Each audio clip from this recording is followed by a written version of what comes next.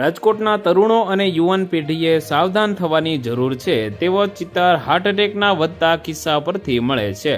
રાજકોટમાં દર મહિને 200થી વધુ લોકો હાર્ટ એટેકથી મૃત્યુ પામે છે, જેમાં તરુણો અને યુવાનોની સંખ્યા પણ વધી રહી છે। શહેરમાં વર્ષ 2020માં કાતિલ કોરોનાએ અનેક માનવ જિંદગીના ભોગ લીધા બાદ હાર્ટ એટેકનું પ્રમાણ વધી ગયું છે।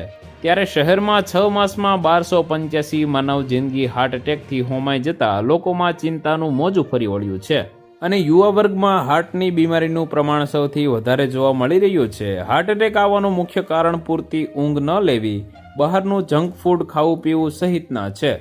કોરોના વાયરસ બાદ હાર્ટ એટેકના કેસ ઝડપથી વધી રહ્યા છે। નબળી જીવનશૈલીના કારણે હાર્ટ સંબંધિત રોગોનું જોખમ ઝડપથી વધી ગયું છે।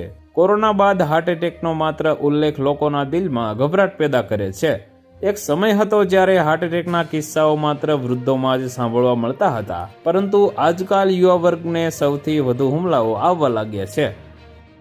તો વધુ માહિતી મેળવવા માટે ચેનલ સાથે જોડાયેલા રહો। વિડીયો પસંદ આવે તો લાઈક કરી દેજો, ચેનલમાં નવા છો તો સબસ્ક્રાઇબ કરી દેજો।